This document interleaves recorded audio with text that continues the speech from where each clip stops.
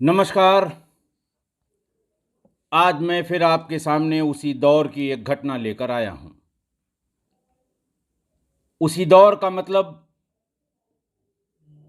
जब न पुलिस के पास संसाधन थे, न पब्लिक के पास संसाधन थे, न विवेचना की कोई टेक्निक थी और पुलिस की मनमानी पूरे चरम पर थी। पुलिस को अपना काम, अपनी विवेचना, गवाहों और पता लगाने का काम मुखबिरों पर आधारित था। गवाहों को मैनिपुलेट करना, अभियुक्त की तरफ से दिए गए गवाहों की गवाही करा देना, डिफेंस के तरफ से दिए गए गवाहों की गवाही न कराना या उनको होस्टाइल कर देना, ये बहुत ही आम बात थी। इसी से आपको अंदाजा लगेगा कि वो क्या दौर था, कैसा समाज था, कैसे लोग थे, कैसी पुलिस थी और कैसी उस समय की व्यवस्थाएं थीं। मैं बार बार इसीलिए जोर देता हूं कि आपने वर्तमान की बहुत ढेर सारी क्राइम की घटनाएं सुनी जो मैंने बताई, लेकिन आपको ये जानना ज़रूरी है कि पहले क्या क्या होता था। हमारे एक सुधी श्रोता, एक सुधी फॉलोअर, एक सुधी सब्सक्राइबर, हमारे परिवार के एक सदस्य ने ये कहा कि आप केवल उत्तर प्रदेश की घटनाएं उस समय की बता रहे हैं, उस समय की अन्य राज्यों की घटनाएं भी आप बताएं, उससे अंदाज़ा लगेगा कि ये समस्या सिर्फ उत्तर प्रदेश में थी या और किसी दूसरे प्रदेश में। मैं साउथ के स्टेट्स की बात नहीं कर सकता, लेकिन उत्तर भारत के लगभग सभी प्रदेशों में पुलिस का यही हाल था, जो मैं उस दौर की घटनाओं के सिलसिले में बता रहा हूं। आज की घटना 12 दिसंबर 11/12 की रात 1999 की है। थाना है चिन्हट, जनपद है लखनऊ। मुनि महेश सिंह, जो मूल रूप से रायबरेली के सलोन के पास रोहनिया गांव के रहने वाले थे, वो गांव में अपनी पत्नी कृष्णावती सिंह, अपने 10 माह के बेटे अंकित और 3 साल की बेटी प्रिया के साथ रहते थे। उनकी बड़ी बेटी मोनिका, जिसकी 7 साल उम्र थी, अपने मामा के साथ पुलिस लाइन बाराबंकी में रहकर पढ़ती थी। बाराबंकी में पढ़ाई और स्कूल की सुविधाएं लखनऊ के पास होने की वजह से बहुत अच्छी हैं। आसपास के कस्बों के लोग अपने बच्चों को बाराबंकी के अलग अलग स्कूलों में दाखिला दिलाकर वहां रहकर पढ़ाते हैं। चूंकि मोनिका के मामा, जिनका नाम आशापाल था, और वो पुलिस लाइन बाराबंकी में RSI थे, रिजर्व सब इंस्पेक्टर, जो ये आर्म्ड पुलिस के होते हैं और सिर्फ पुलिस लाइन का प्रभार इनके पास होता है। RI यानी रिजर्व इंस्पेक्टर के भीतर के अंडर में RSI पोस्टेड होते हैं। वहाँ पर आशापाल RSI थे। सरकारी मकान जो पुलिस लाइन के भीतर होता है उसमें रहते थे। वहीं पर उन्होंने अपनी बहन की बेटी मोनिका को रखकर अपने बच्चों के साथ स्कूल भेजकर पढ़ाते थे। 12 दिसंबर को मोनिका का जन्मदिन था, तो 11 तारीख को ही उनके पिता, मोनिका के पिता मुनि महेश, उनकी माँ कृष्णावती सिंह, उनकी छोटी बहन प्रिया जो 3 साल की थी और नवजात भाई अंकित जो 10 महीने का था, ये अपने गांव सलोन से चल के, रोहनिया से चल के और बाराबंकी पुलिस लाइन में आ गए। बच्चों की फरमाइश पर अगले दिन क्या क्या ले आना है, कहाँ से केक आएगा और जो तैयारियां होनी होती हैं, उसमें बच्चों की फरमाइश ही मानी जाती है। बच्चों की फरमाइश ही टॉप प्रायोरिटी पर होती है, उसमें बहुत अकल लगाने की ज़रूरत नहीं पड़ती। रात में खाने पीने के दरमियान एक बात ये आई कि बच्चों के यानी मोनिका के सगे मौसी और मौसा वहाँ से 8-9 किलोमीटर दूर कुकरैल बंधे के पास कहीं रहते हैं और उनको खबर नहीं की गई या उनको नहीं पता है, उन्हें भी बुला लेना चाहिए। उनके भी 2 बच्चे हैं। मौसी मौसा और बच्चे आ जाएंगे तो जन्मदिन में जो समारोह होगा उसमें 4 चांद लग जाएंगे। खाना खाने के बाद करीब 8:30 बजे जब ये बात मुनि महेश के साले और उसकी पत्नी और बच्चों ने कही कि नहीं, बिल्कुल आना चाहिए, तो महेश ने कहा, मुनि महेश सिंह ने ये कहा कि उनके पास न तो टेलीफोन है, लैंडलाइन फ़ोन ही हुआ करते थे उस समय, न उनके आसपास कोई फ़ोन या पीसीओ है कि उन्हें हम पुलिस लाइन के पीसीओ से सूचना दे दें ताकि वो कल आ जाएं। वहाँ जाने के सिवा दूसरा कोई चारा नहीं है। सभी लोगों ने कहा कि ठीक है, आप चले जाइए, 7-8 किलोमीटर है यहाँ से, 15-20 मिनट में पहुँच जाएंगे। उनको बता देंगे 10-15 मिनट रुकना होगा, फिर 15-20 मिनट में आ जाएंगे। आधे पौन घंटे में आप वापस भी आ जाएंगे, लेकिन उनको निमंत्रित जरूर कर दीजिए, उनका रहना बहुत ज़रूरी है।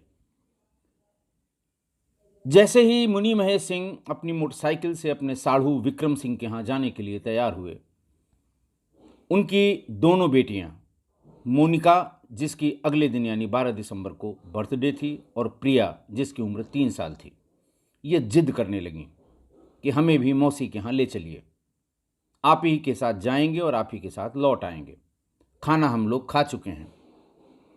मुनि महेश सिंह ने मना कर दिया, इतनी रात में तुम लोगों को लेके नहीं चलेंगे, वेट करो, मैं अभी बस आधे पौन घंटे में आ रहा हूँ। बच्चियाँ जिद करने लगीं।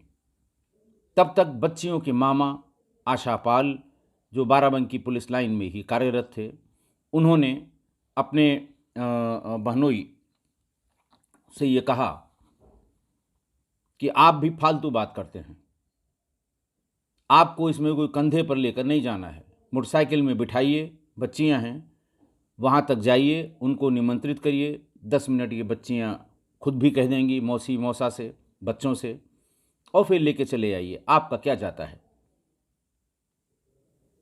इतना सुनने पर मुनि महेश राजी हो गए। 3 साल की बच्ची प्रिया को उन्होंने मोटरसाइकिल में आगे बिठा लिया। चूंकि छोटी है, फिसल सकती है, तो हैंडल पर लगे हुए दोनों हाथों का सहारा होता है। छोटे बच्चों को सामान्य रूप से मोटरसाइकिल वाले आगे ही बिठा लेते हैं। और मोनिका थोड़ी बड़ी थी, 7 साल की थी, स्कूल जा रही थी, उसको पीछे बिठा दिया और उसने अपने पापा को कमर से अच्छी तरह से पकड़ लिया। ये दोनों वहाँ से कुकरैल के पास अपने साढ़ू विक्रम सिंह के पास जाने के लिए चल दिए। जैसे ही इंदिरा नहर पार किया, मुनि महेश सिंह ने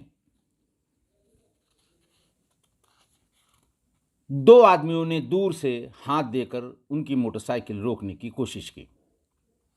मुनि महेश ने पहले मोटरसाइकिल धीमी कर दी। जब थोड़ा नज़दीक पहुंचे तो हेडलाइट में उन दोनों में से एक के हाथ उन्होंने कट्टा देख लिया।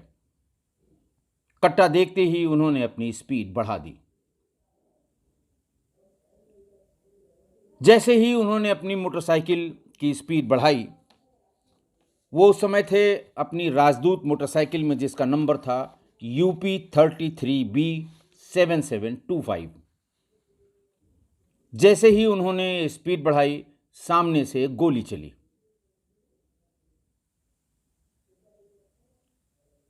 मुनि महेश सिंह ने अपने मोटरसाइकिल की स्पीड और बढ़ा दी। तभी उन्हें पीछे से भी एक गोली चलने की आवाज सुनाई पड़ी। मोटरसाइकिल चलाते रहे और जोर जोर से चिल्लाते रहे, बदमाश हैं, बचाओ। पीछे बदमाशों ने गोली चलाई है, बचाओ।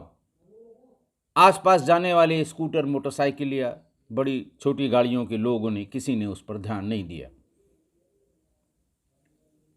जब उस घटनास्थल से काफी आगे निकल आए तो मोनिका ने पीछे से कहा कि मेरा पैर टूट गया है, ये लटक रहा है, उठ नहीं रहा है। क्योंकि उस समय जब गोली चली होगी तो बच्चे शॉक में आ गए होंगे। थोड़ा आगे आने पर उसे यह एहसास हुआ, और इसी बीच बाप ने यह और महसूस किया कि सामने बैठी हुई प्रिया निढाल होकर उसके हाथों पर गिर पड़ी है। प्रिया को वो अपने दोनों हाथों से संभालते हुए आगे बढ़ रहा था। उसे अंदाज था कि शायद ये घबरा गई है, बेहोश हो गई है। लेकिन जब बेटी ने बताया कि मेरा पैर टूट गया है और लटक रहा है, तो वो घबरा गए। आगे एक स्ट्रीट लाइट के नीचे उन्होंने अपनी मोटरसाइकिल रोक दी। वहां देखा कि दोनों बच्चियां उसकी खून से लथपथ हैं।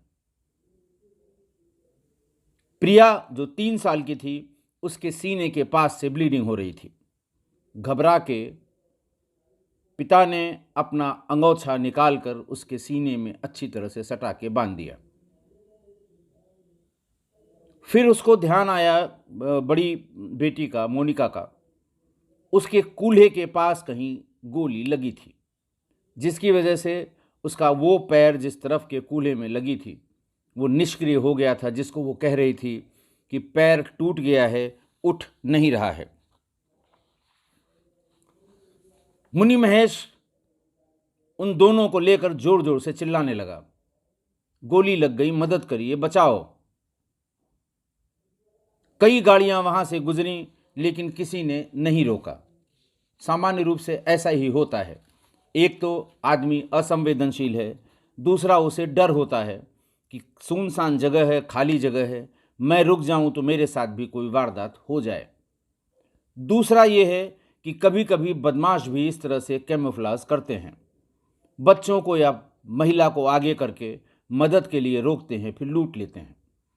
इस तरह के भी किस्से कहानी अखबारों में आते रहते थे।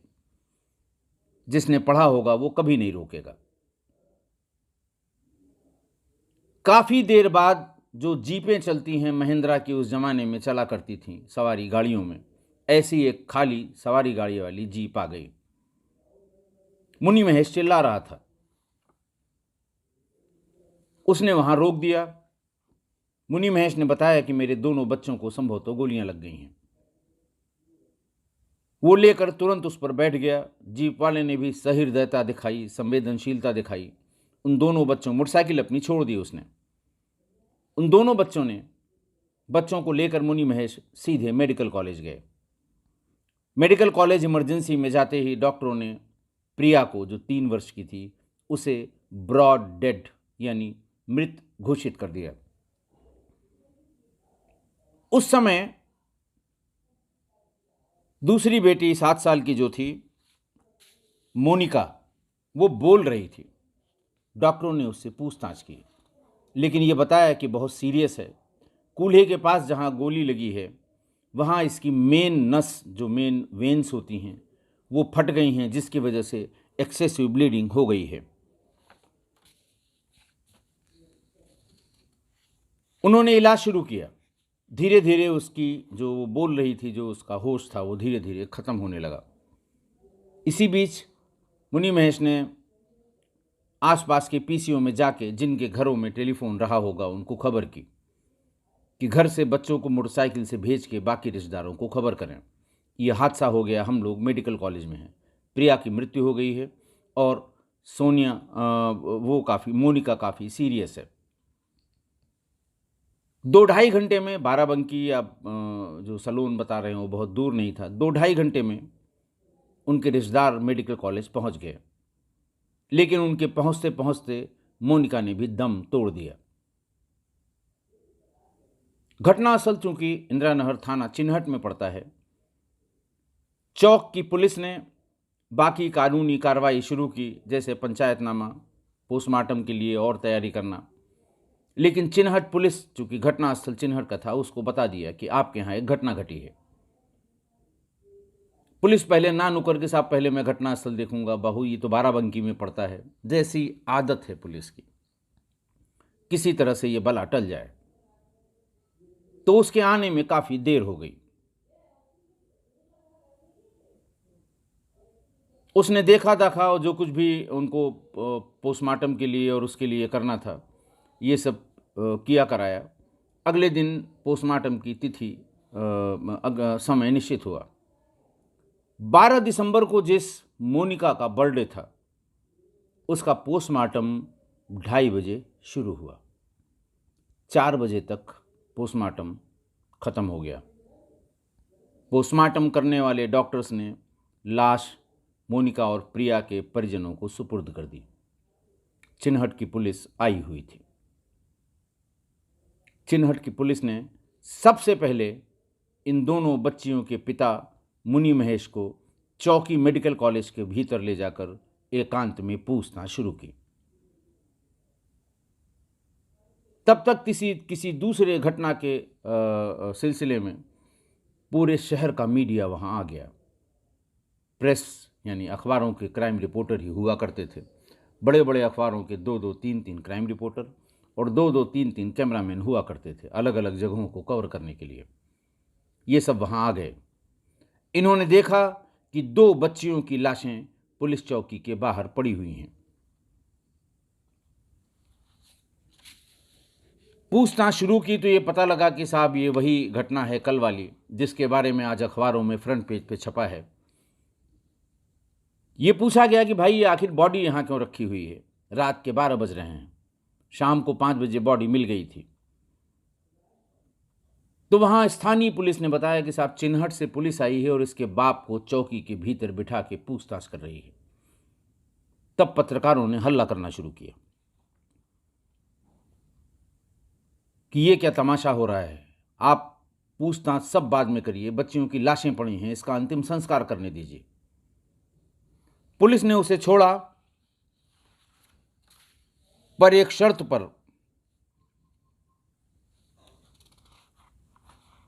कि कल सुबह अंतिम संस्कार करने के बाद तुम सीधे थाना चिन्हट आओगे, तुमसे पूछताछ करनी है।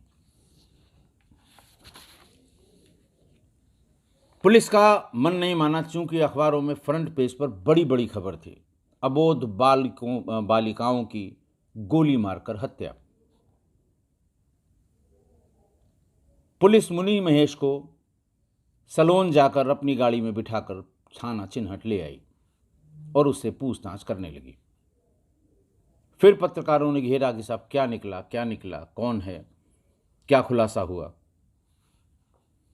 पुलिस ने इस बीच में एक थ्योरी बना ली।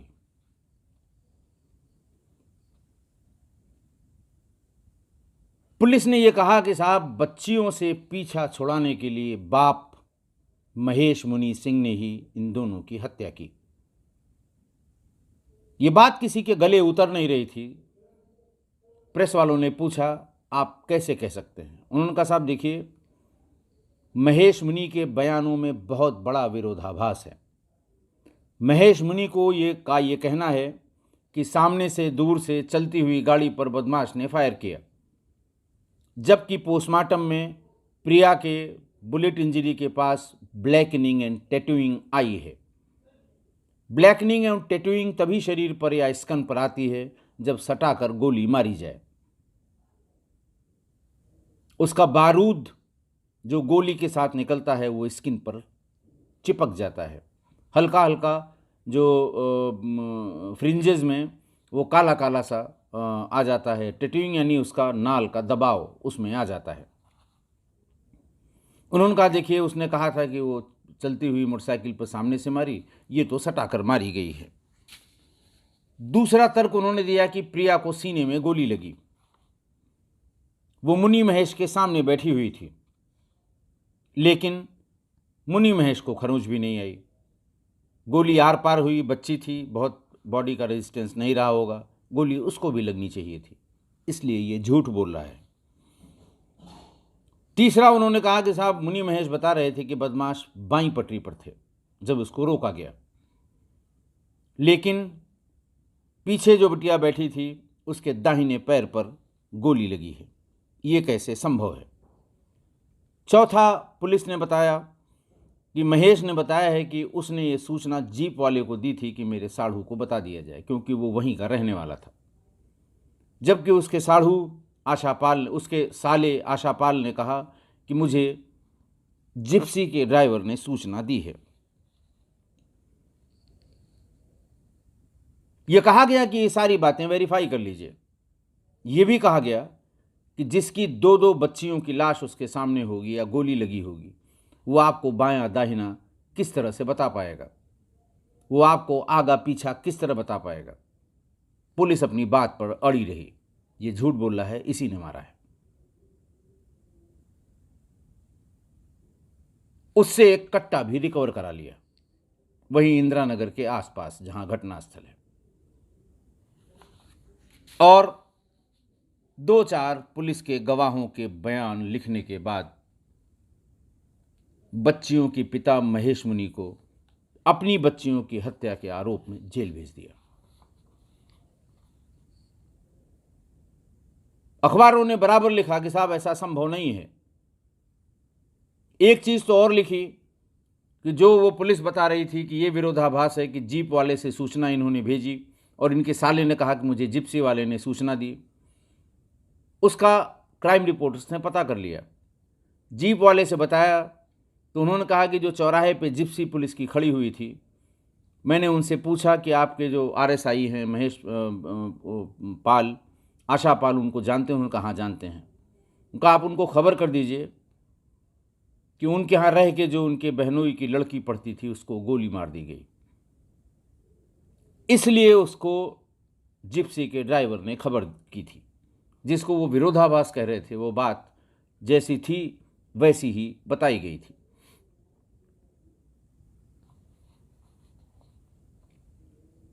पुलिस की ये थ्योरी 6 महीने बाद तार तार हो गई।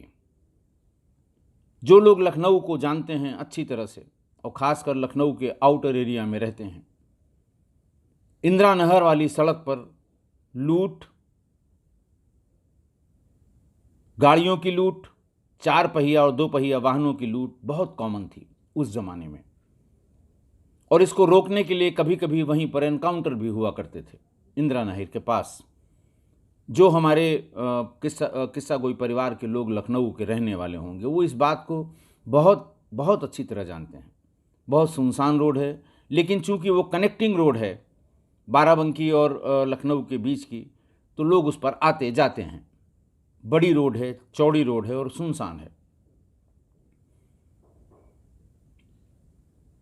6 महीने बाद उसी स्थान पर एक 4 पहिया वाहन लूटने के चक्कर में पीछे से पब्लिक वाले आए और दौड़ाकर उन्होंने 2 बदमाशों को पकड़ लिया। वाहन स्वामी जो थे उनके पास अपनी लाइसेंसी रिवॉल्वर भी थी। उन्होंने उससे फायर करके अपनी जान बचाई और बाकी पब्लिक के लोगों ने दौड़ाकर पकड़ लिया। चिन्हट पुलिस को खबर हुई, दोनों थाने पर लाए गए। थाना चिन्हट की पुलिस रोज रोज की ऑटो लूट, मोटरसाइकिल लूट, कार लूट से आजिज आ गई थी। जब ये 2 मौके पर मिल गए तो पुलिस वालों ने अति विशिष्ट श्रेणीबद्ध पूछताछ सुओ मोटो शुरू कर दी। पूछताछ खत्म होते तक दोनों बेहाल हो गए। पुरानी ऑटो लिफ्टिंग की जितनी घटनाएं वहां हुई थीं, पुलिस एक एक करके उनसे उसके बारे में पूछ रही थी। इसकी गाड़ी कहाँ है, वो वाली लूट फलां उसकी गाड़ी कहाँ बेची, किसको बेची। और इसी सिलसिले में बताते बताते, चाहे कन्फ्यूज़न में या सही सही, उन्होंने ये बताया कि साहब एक राजदूत मोटरसाइकिल लूटने के चक्कर में हम लोगों ने गाड़ी रोकी, गाड़ी वाले ने उसकी स्पीड बढ़ा दी, हम लोगों ने 2 फायर किए, लेकिन वो फिर भी नहीं माना, उसको गोली लगी नहीं और वो मोटरसाइकिल लेकर भाग गया। शोर भी कर रहा था। हम लोगों को लगा कि कोई न कोई रुक जाएगा, हम पकड़े जाएंगे, हम भाग गए। लेकिन अगले दिन अखबार में पढ़ा कि उसकी एक बच्ची आगे बैठी थी, एक पीछे बैठी थी, दोनों को गोली लग गई और दोनों की मृत्यु हो गई। हम लोग डर गए और वहाँ से भाग गए। इधर 4-6 दिनों से हम लोगों ने ये काम फिर से इंदिरा नहर वाली रोड पर शुरू किया।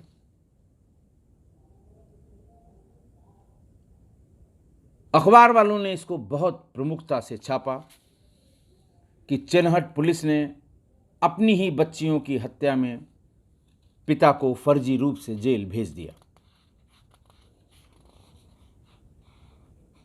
पर मुझे नहीं लगता कि किसी ने इतना पेन लेकर पुलिस को पिता को जेल से रिहा कराया होगा।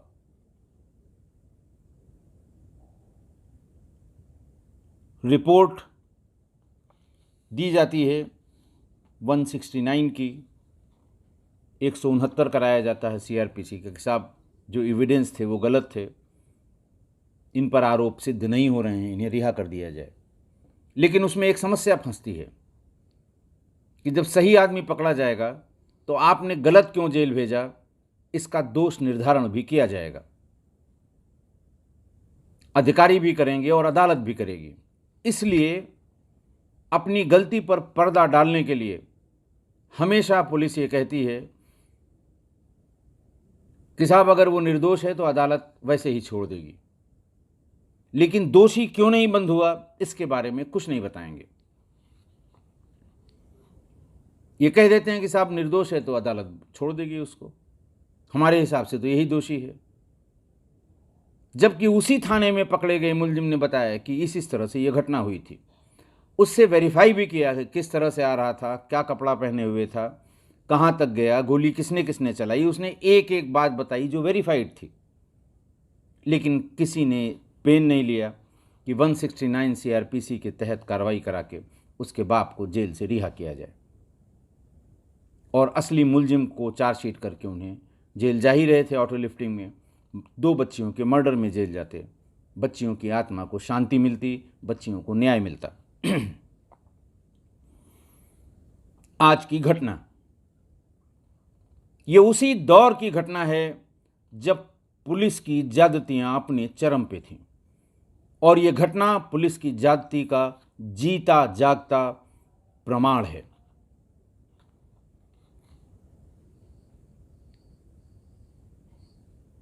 ये जरा सा भी केवल इसलिए कि अभी अगर ज़्यादा प्रेस वालों ने हल्ला किया तो इंस्पेक्टर सहित सभी पुलिस वालों पे कार्रवाई हो जाएगी, हटा दिए जाएंगे, सस्पेंड कर दिए जाएंगे, इसलिए सबसे शॉर्टकट कि बाप को ही बंद कर दो। ये भी नहीं सोचने इतना दिमाग लगाया, ये नहीं सोचा कि जिस बेटी को ये मारना बता रहे हैं कि बाप ने मारा, उसका उसी दिन जन्मदिन था, 7 साल की थी, और 3 साल की बेटी ने क्या बिगाड़ा होगा। और जिसके 5-6 बेटियां हैं तो आप ये तर्क देते कि साहब कई बेटियां थीं इसलिए 2 की हत्या कर दी। इसकी यही 2 बेटियां थीं और एक बेटा था जो 10 माह का है। कोई सपने में नहीं सो सकता। लेकिन फिर भी उसको जेल भेज दिया गया। कल मैंने शाहजहांपुर का एक उदाहरण दिया था, 2002 की घटना थी। उसमें भी 3 नाबालिग बच्चियों को गोली मारी गई थी। निगोही थाना था। पुलिस ने बाप को उसकी राइफल मंगा के उससे अपनी तरफ से फायर करके जेल भेज दिया। बहुत हल्ला गुल्ला हुआ तो उसी के साथ 2 असली वालों को भी नत्थी कर दिया कि साहब बाप के उकसावे पे या बाप की कनाइवन से ये दोनों लोग भी थे जिन्होंने गोली मारी। 19 साल से वो बाप जेल में था और 23 नवंबर को परसों ADJ 43 शाहजहांपुर ने उस मुकदमे की सजा सुनाई। जो 2 असली मुलजिम थे जिन्होंने वो हत्या 3 बच्चियों की थी, उन दोनों को असाधारण स्थिति या असाधारण केस या असाधारण क्राइम बताते हुए उन दोनों को फांसी की सजा सुनाई और पिता को निर्दोष साबित करते हुए उसको बाइज्जत बरी किया। यही नहीं किया अदालत ने, यह भी किया कि जिसने इनको फैब्रिकेटेड एविडेंस के आधार पर बंद किया था उनको उनका गैर जमानती वारंट इशू किया और उनके खिलाफ क्रिमिनल प्रोसीडिंग स्टार्ट करने की सहमति दी या आदेश दिया, जिसमें उस समय के जो थानाध्यक्ष थे और जो प्लांटेड 4-5 गवाह लाए गए थे। कोई और साधन नहीं था कि भाई आप उस समय आप बता रहे हैं कि साहब मेरे सामने फलाने गोली मारी, कैसे साबित होगा कि आप वहां मौजूद थे कि नहीं थे? वही गवाह साबित करेंगे, गवाह भी उन्हीं के। मैं सलाम करता हूं ऐसे जुडिशियल ऑफिसर को, ऐसे जज को, ऐसे ADJ को, जिन्होंने दूध का दूध और पानी का पानी किया। और एक बाप पर जो स्टिग्मा लगता, जेल में तो था ही बेचारा, बाहर आकर भी वो किसको किसको सफाई देता कि मैंने अपनी बच्चियों को नहीं मारा। लोग उसको सामने पढ़ने से, उसके सामने पढ़ने से कतराते, लोग उससे बात न करते कि अपनी बच्चियों को ही गोली मार दी। जो जेल में बीता हुआ समय था वो तो वापस कोई नहीं कर सकता, लेकिन वहाँ से आने के बाद वो आदमी कम से कम इज्जत से जी तो सकेगा। ये मैंने कल ही बताया, और इससे संबंधित चूंकि परसों ये डिसीज़न हुआ, कल के सारे अखबारों में शाहजहांपुर में निकला, हमें हमारे किस्सा गोई परिवार के बहुत अहम सदस्य ने मेल किया और कल की कम्युनिटी में उन दोनों पेपर कटिंग्स को मैंने डाला है। आप भी पढ़िए। ये भी 2002 की घटना है। पुलिस की ज्यादती का वही दौर था, वही व्यवस्थाएं थीं, क्रॉस चेक करने के लिए कुछ नहीं था। आज आप किसी को दिखा दीजिए मौके पर, जो अहमदाबाद में रहा हो उस समय या बेंगलोर में रहा हो, CDR से आदमी तार तार कर देगा कि साहब ये रही मेरी CDR, ये था मेरा लोकेशन, इसको आप वेरीफाई कर लें मोबाइल कंपनी से, किससे किससे बात हुई है ये भी आप वेरीफाई कर लें। लेकिन तब कुछ नहीं था और पुलिस ऐसे ही जाती करती थी। पीड़ित और अभियुक्त में जिसकी जेब भारी होती थी, पुलिस उसके साथ खड़ी हो जाती थी। एक नहीं, हजारों। और आप जहां रहते हैं आसपास आप पता कर लें, 20 साल पहले 25 साल पहले हुई किसी घटना दुर्घटना में कौन जेल गया, क्यों जेल गया, 50% से ज़्यादा लोगों के साथ यही जाती हुई होगी। और उसी दौर में ये क्रिमिनल्स बड़े बड़े पॉलिटिशियन बनकर बाहर निकले, हमारी संसद और हमारी विधानसभाओं के सदस्य हुए, क्योंकि वो किसी का भी मर्डर कर देते थे, किसी की भी का अपहरण कर लेते थे, किसी से भी उसका पैसा छीन लेते थे, लूट लेते थे, अदालत में कभी साबित नहीं हो पाता था।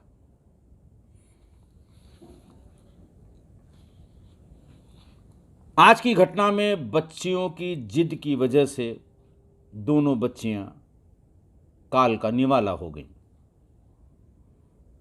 इतनी रात में इतने छोटे बच्चों को लेकर निकलना जब तक बहुत ज़रूरी न हो कतई उचित नहीं था। अगर ये गोली पिता को लगी होती और मोटरसाइकिल लुट गई होती तो 3 साल और 7 साल की वो बच्चियां सारी जिंदगी इस घटना को याद करती, उनके मानस पटल से ये घटना कभी मिट नहीं सकती थी। दोनों बच्चियों को जिंदगी भर जब तक वो जीती अंधेरे से डर लगता, और अगर कहीं पटाखा बजता तो वो सिहर उठती और पटाखे की आवाज़ से वो उनको घृणा हो जाती, क्योंकि उनके बाप के साथ उनके सामने यही घटना हुई थी। इसलिए रात में इतने छोटे बच्चों के साथ जब तक बहुत ज़रूरी न हो निकलना कतई समझदारी नहीं है, और न ही मुनि महेश ने समझदारी का काम किया। किसी के कहने पर या बच्चों की जिद के आगे इतना झुक जाना कि बच्चों का नुकसान हो जाए, ये किसी भी व्यक्ति के लिए समझदारी की श्रेणी में नहीं आता। मुझे उम्मीद है कि आप मेरी इस बात से सहमत होंगे। नहीं सहमत हैं आप हमें मेल करें। मैं बार बार अपना मेल रिपीट करता हूं, आज फिर बता रहा हूं, राजेश पांडे 61 RAJESHPANDEY 61 @gmail.com। आज के लिए बस इतना ही। बहुत बहुत धन्यवाद।